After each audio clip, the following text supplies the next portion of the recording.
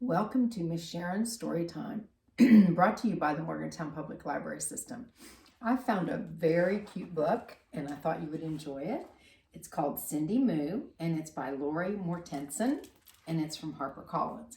Now what you want to look at first is this little girl is reading a nursery rhyme and Cindy Moo the cow is listening. Okay, so let's see what happens. This is the little girl. Hey diddle diddle, the cat and the fiddle, the cow jumped over the moon. The little dog laughed to see such sport, and the dish ran away with the spoon. Over at the diddle farm, a little bit past 8, the cows all heard a nursery rhyme that caused a great debate. Diddle cow stood in the barn and listened to each word about the cow that jumped the moon, amazed at what they heard. Across the moon, cried Buttercup. No way, said Honeybun. The moon's too high and much too far. It simply can't be done. And as the cow scoffed at the thought, a voice rose loud and true. Why can't a cow jump to the moon? That voice was Cindy Moo's. The cows began to argue. Each took a different side. But in the end, they all confessed that none of them had tried. So Cindy Moo raised up a hoof and said that it was true. If that cow could jump the moon, by golly, I can too. As Cindy Moo waltzed to the field, the others gathered round. She'd jump that moon with room to spare in one grand bovine bound.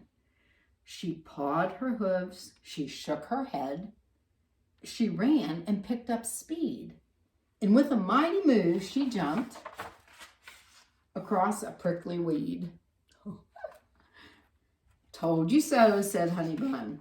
Too bad, said Buttercup. Cows weren't meant to jump the moon. Why don't you just give up? But Cindy Moo ignored her friends. She'd made a solemn vow.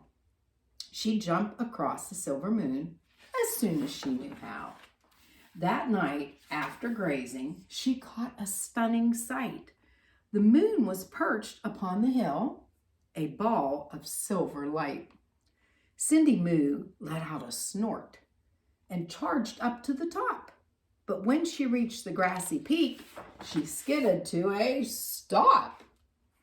Instead of starting up the hill, much to her surprise, the moon flew off the grassy ridge, backed up to star-filled skies. Cindy Moo plopped on the ground. Would it be for naught? Jumping to the moon, she said, is harder than I thought.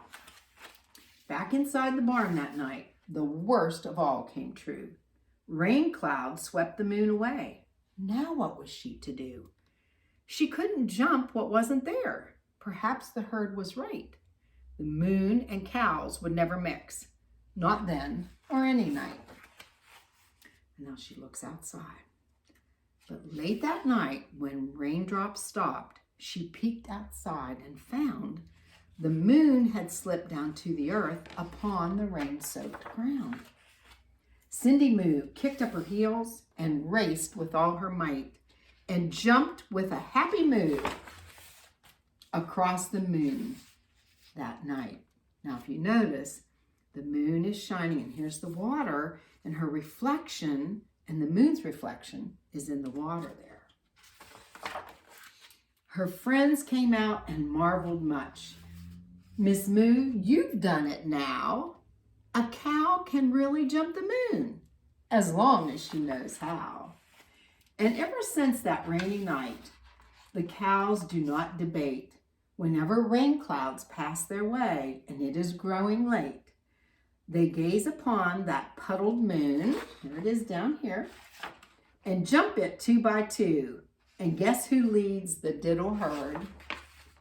Of course, it's Cindy Moo. Oh, that's such a fun book. Okay, I hope you like that. And if you stop by the library, I'd like to show you what's in the packet that I left there for you. First of all, you will get a sticker sheet like this. Now, of course, I've used some of mine already. And you will get this paper, and all it has on it is a barn. And then I took stickers off of the sheet and made a neat picture here. But then you'll also find this plain white paper, and you can use some more of the stickers to make a stand up. And then you will also find this cow, dot to dot, and then this little paper that tells about my story time. Okay, so I hope you enjoyed all those, and I'll see you the next time. Keep reading. Bye-bye.